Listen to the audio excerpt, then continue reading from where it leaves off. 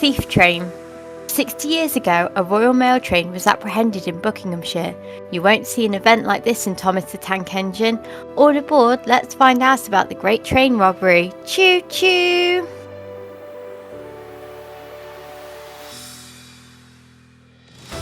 Hello everyone, we have a nice light episode today discussing what's probably one of the better known cases of theft in the UK, the Great Train Robbery. Trigger warnings, injury, mentions of war, murder, and voluntary unaliving. And that's it. Told you this episode was light. On to the background with Echo, I guess. Background. There were a number of participants to perform this crime. They were Bruce Reynolds, Roger Corddry, Gordon Goody, Buster Edwards, Charlie Wilson, Jimmy Hussey, Ronnie Biggs, Tommy Wisby, John Wheater, Jimmy White, and Brian Field. Here is a focus on a few of them. Bruce Reynolds was born on the 7th of September 1931. He was the only child of his parents, Thomas and Dorothy.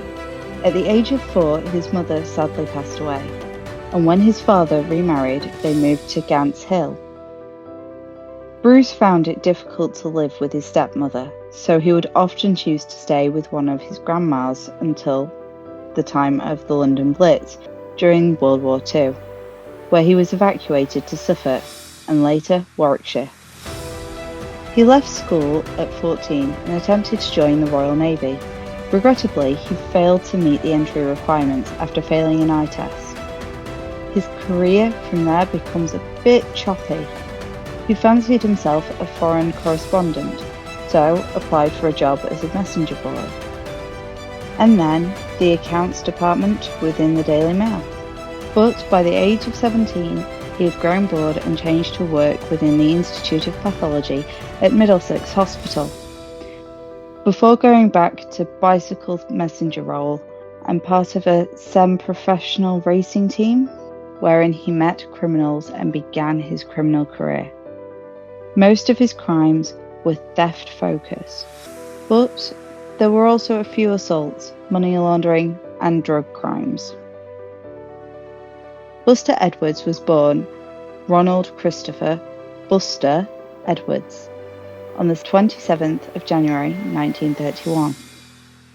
Also born in London, he lived with his father, a barman, a relatively unassuming life until the point where he left school and became a factory workman.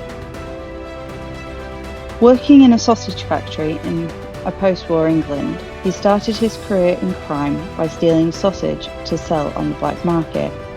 He was later enlisted to the RAF as part of the National Service, and during that time he was detained for the theft of cigarettes.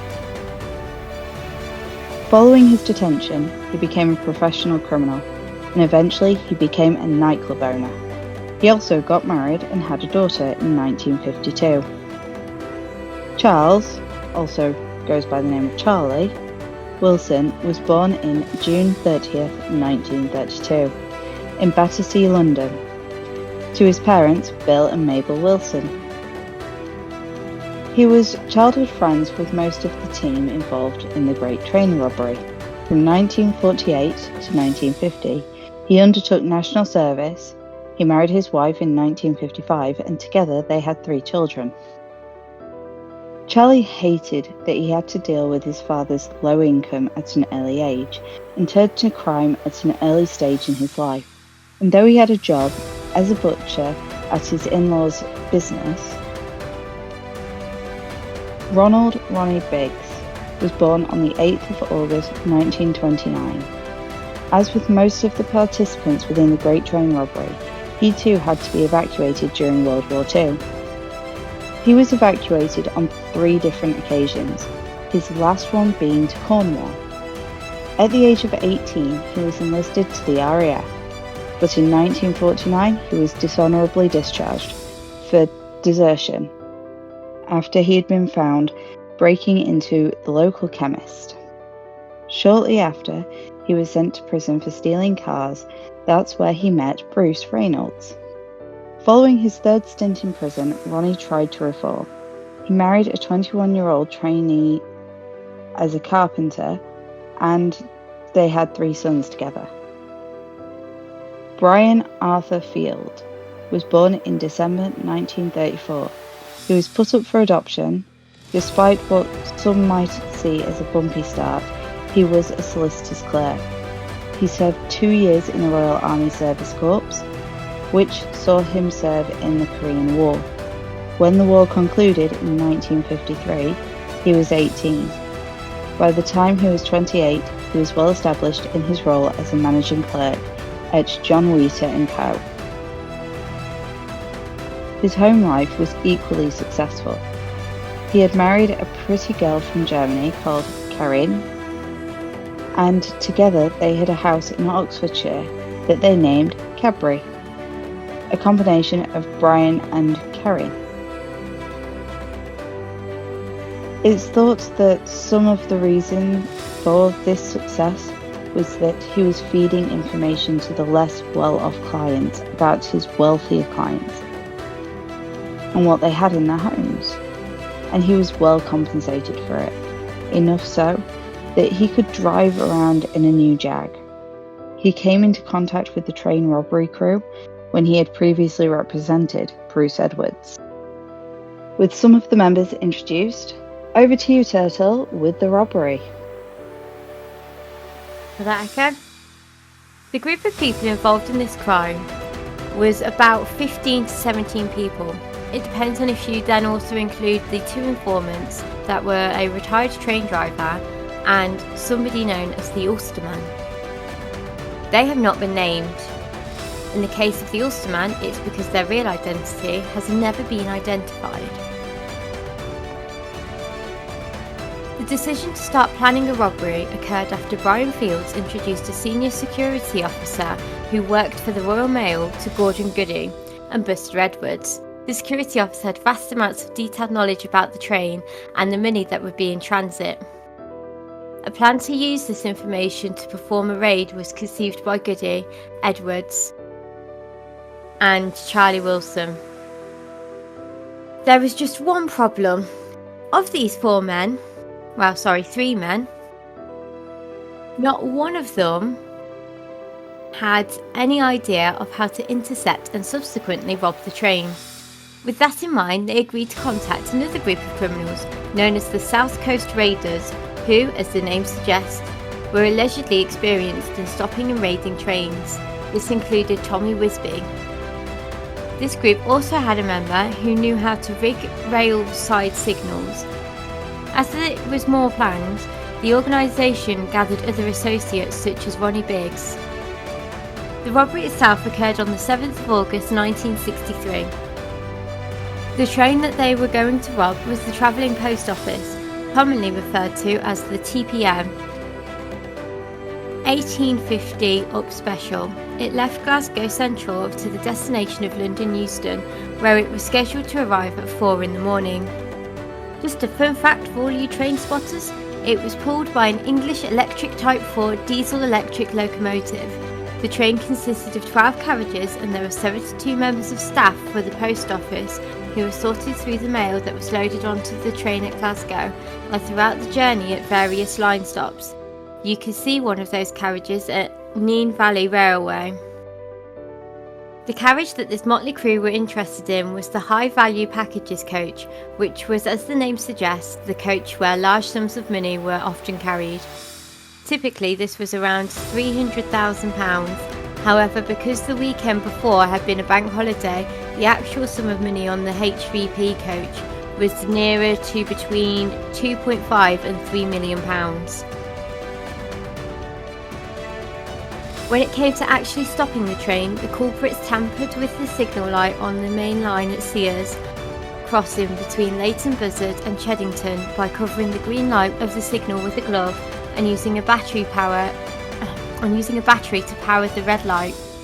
So, at 3 o'clock, Jack Mills, the train driver from Crewe, stopped the train, and as this stop was unexpected, the second man on the train, David Whitby, climbed down and called for a signalman, or at least he tried to, but the lines had been cut. When he was returning to the train, he was overpowered.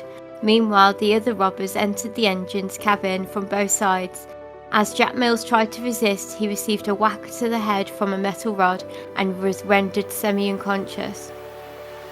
The robbers moved the train down to what was then known as Bridgego Bridge, approximately half a mile down the line, where they planned to unload the money with the help of a former train driver.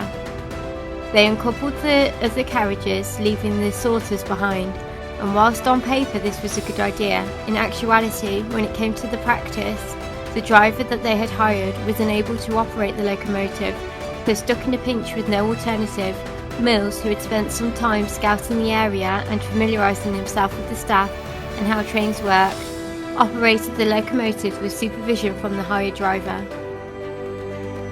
The train stopped at the stopping point, which was marked by a white sheet spread across the tracks, and the gang approached the HVP, intent on storming the carriage. The other members of staff were simply incapacitated, and the remaining staff lay face down on the floor in the carriage, and the two front men were dragged in and handcuffed together. They then removed 120 bags in about 20 minutes by forming a human chain from the train to the awaiting truck, which was different to the vehicles that they had arrived in. This was an attempt to throw off any witness accounts. They escaped using minor roads and listening to police broadcasts on the VHF radio, which meant that the journey to the farm that they were using as a hideout took approximately an hour. When they arrived at the farm, they counted out the smaller sums that they had promised to associates of the gang, and then split the remainder into 16. This came to roughly £150,000 each. Shortly after this, the police radio informed them that an eyewitness had said that they weren't to move for half an hour, which meant that they had probably gone to ground within a 30-mile radius, meaning that the farm would be discovered sooner than anticipated.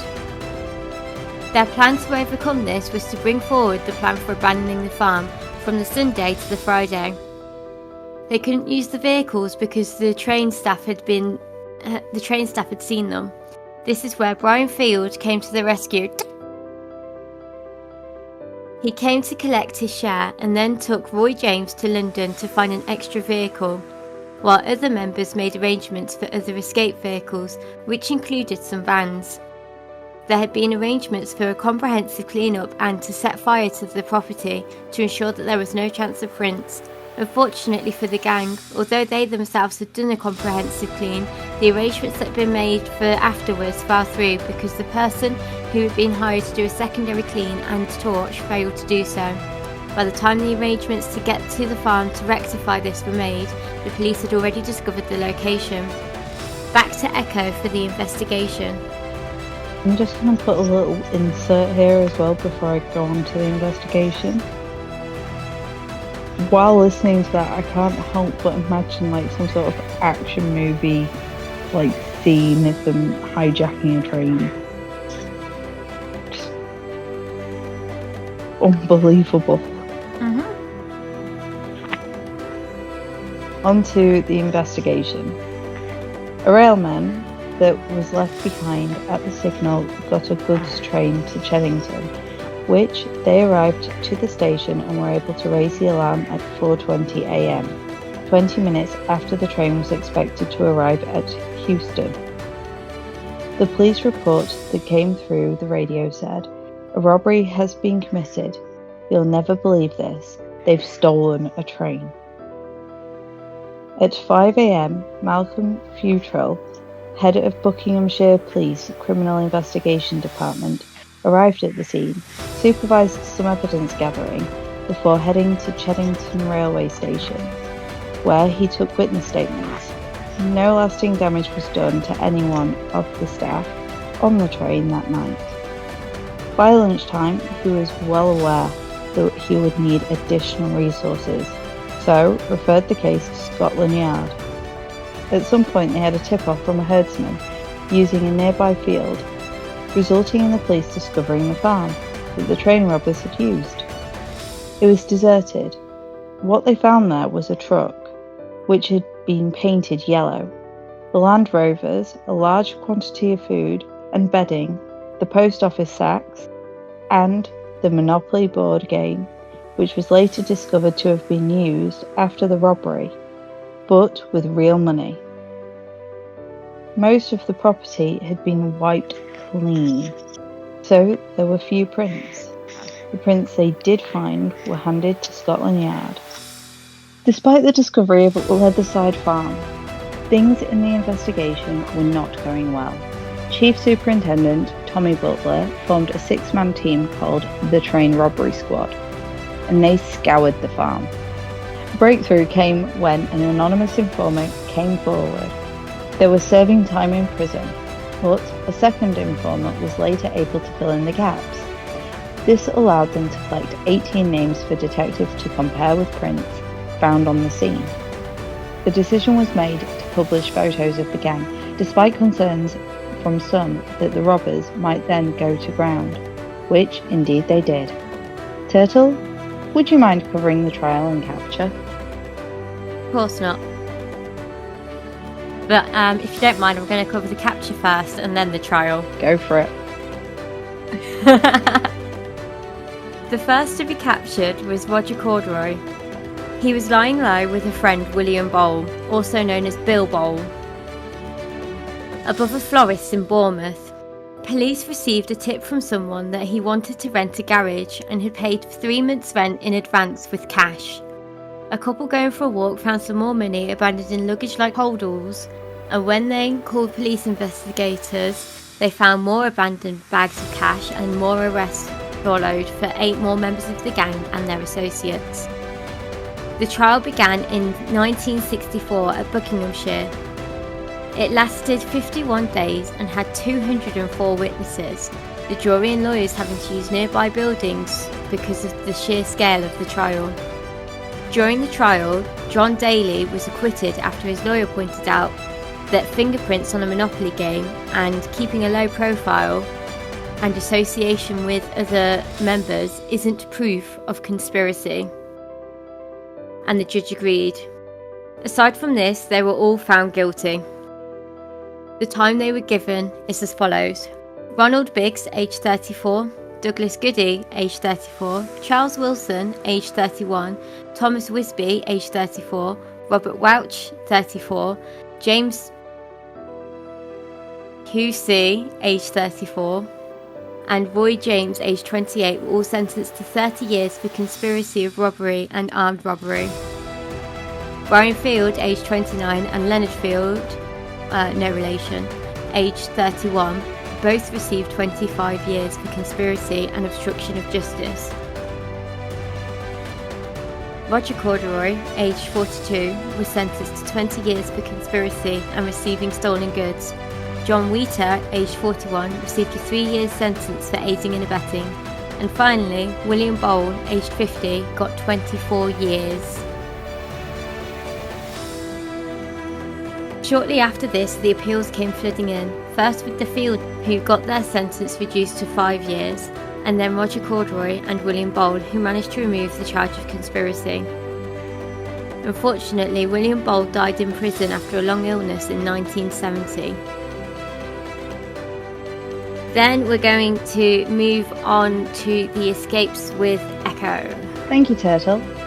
In 1964, Charles Wilson escaped from prison. The escape had a 3-man team break into the prison to break him out.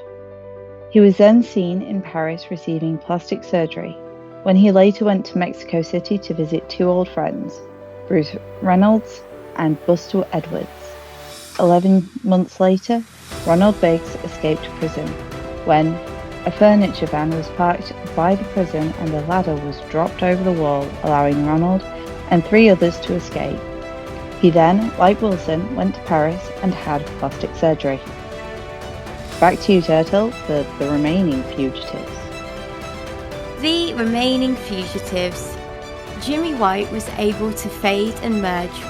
In fact, prior to the robbery, he'd been on the lam, which is a very British way of saying on the run, for 10 years. In 1966, he was recognised and arrested, and he was given 18 years. Buster Edwards, as previously mentioned, that he made it to Mexico with his family, but in 1966 he was sentenced to 15 years after he voluntarily returned to England. Charlie Wilson stayed in Canada for a number of years before he invited his brother-in-law to visit and was instead greeted by Scotland Yard. Unbeknownst to Charlie, he had also led them to Bruce Reynolds. Bruce Reynolds was running low on his share of money, so was headed to Torquay, where he was then arrested. Ronnie Biggs fled to Australia and then later Brazil, where he was able to live openly until 2001, as Brazil and Britain didn't have an extradition treaty, and he had managed to father a Brazilian son, which also gave him legal immunity. However, having had 3 strokes, he later volunteered himself to return to England, so long as he was able to visit a pub in Margate and buy a pint of bitter as an Englishman. He was arrested and made to serve the remainder of his sentence, but at age 71 he was released on compassionate grounds before his 80th birthday, later dying at the age of 84. Over to Echo with the fate of the robbers. Most of the robbers have died now. The article I found said that since 2 of the members died in 2016, Robert Welch was the only one left.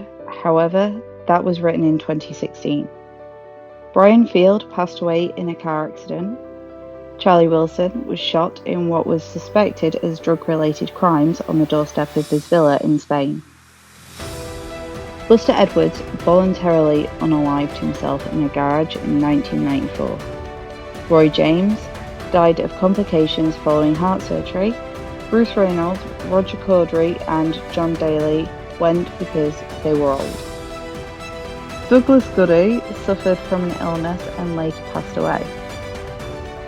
And the fate of the victims? Jack Mills struggled with trauma headaches for the rest of his life, like before dying of leukemia. David Whitby never recovered from the psychological trauma, and though he was able to resume his work, he died from a heart attack at the age of 34. William Bowl died in prison after being considered an accomplice after the fact. His family are trying to have his name cleared following statements from 2 of the gang. And on to our thoughts and opinions. So I'm just going to jump in. 2 of the gang, I think it's Goody, who has said that he wasn't involved at all, and it's literally just Corddry's decision to involve him after the fact, but he knew nothing, and that his sentence was too heavy. If that was the case, I do think that his name should be cleared, and I'm in full support of his family for getting his name cleared. Yeah. Also, I don't know if it's just because he's got like a nice sounding name, but Charlie, I was rooting for Charlie all the way through, and I was like, oh, he's got shot. Oh, Charlie. Like, I don't condone train robbery or stuff, but if it's iconic, you want to go, wow, and it was just Charlie was involved in crime from an early age. Okay, if he wasn't involved in crime, I wouldn't hear about his life. And then he's done this amazing robbery, and I was like, yeah, that's it. Now turn it all around and be good, because you've made your escape. And then nope, he's still in crime. I was like, Charlie. I tell you what, it does feel like reading it, talking about it, researching it. It does feel like something right out of an action film. It doesn't feel real, and yet you know it's real. It was 60 years ago. It's got to be involved in media and stuff like that. Yeah, but you know what I mean? It just feels like it shouldn't. It's not something. It feels. Oh, what is it? Where you just can't believe it happened. It doesn't feel like real life. Yeah. All these guys stole a train, in essence. Yeah. It just seems like something out of a movie. It doesn't. I know people say that real life is stranger than fiction, but Definitely in this case. I mean, I'd like. It's not as bad as the Vampire of Dusseldorf that we did last week. Now, Yeah, it'll probably be a few weeks ago by now, but I recorded it last week. I'm actually so glad that you did the re-recording of that without me. I don't think I could have handled it last week with everything that was going on, so thank you for that. So, I'm so miffed that it needed re-recording. I was miffed at that too because it was so hard to get through the first time. Oh.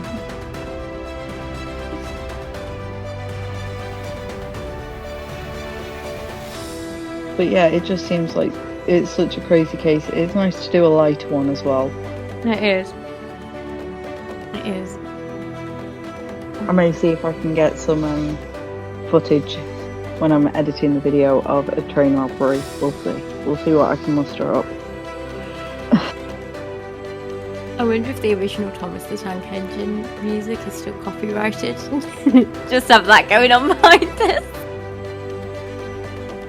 Any of the names from Thomas? You would know this better than me. I mean, you've got Thomas in there, but are there any others? Unlikely. Thomas was originally a book series. I was gonna claim that Thomas the Tank Engine was based on this. Yeah, no. I hypothesise that Thomas the Tank Engine was based on this, and all of the characters were based on the robbers. Hang on. I wouldn't be surprised if that was the thing. Let me check. Brings to Google. If something like this can be pulled off, as crazy as it is, and actually have happened, then life is not that strange to think that Thomas the Tank Engine would be based off the Great Train Robbery. 1951.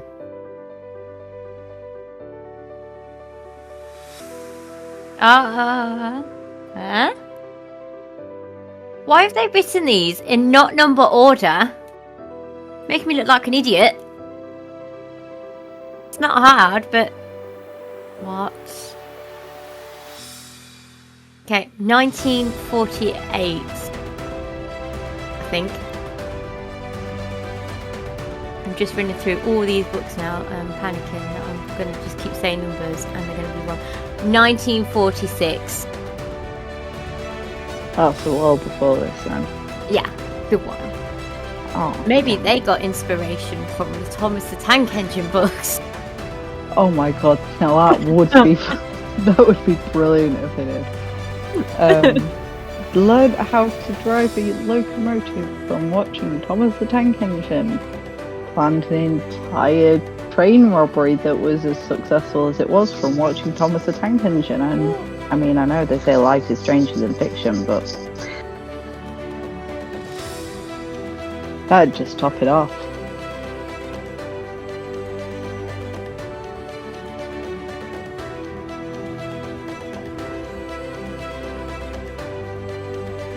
I think with that we'll draw the episode to a close, or is there anything more you'd like to say?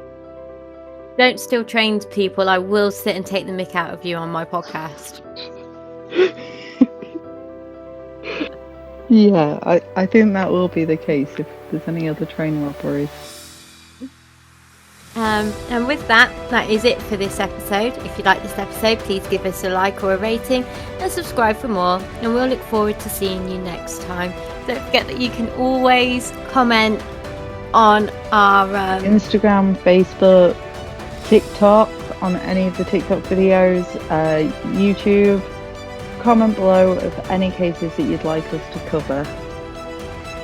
Yes, thank you for covering my cat moment. It's okay, I completely understood that you'd had a cat moment then. I don't even know what did it. It was just like a flashy light underneath my shelf. And I haven't moved, so I don't know what made the flashy light. Next episode of The Shit Detectives, Turtle is going to work out what the flashy light was, and I'm still going to claim that it was a ghost that haunted us last week. It might be, because I was doing really well, and now I've been trashed. Oh, no, I've solved it. It's my light bulb on my glasses. This is a new personal Ghosts. low. It's ghosts. 100%, 1000% it's ghosts. This is a new personal low. See you next time. See you next time. Bye. Bye.